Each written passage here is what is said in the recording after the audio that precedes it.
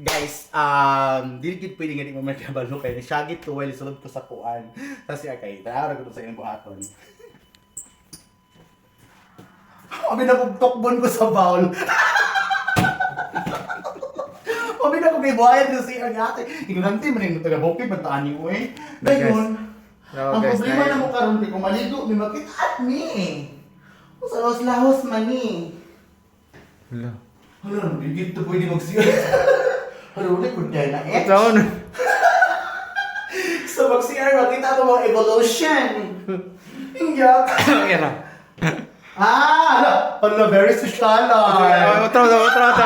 Discovery. Kaya mga yoyos. Kagianan ni mo siya, open siya, pero sa amin siya. As in sa amin siya, pura siguro siya na yung mga late. Pero kung i-on mo siya, hindi na ka makita like, oh my God! It's so amazing!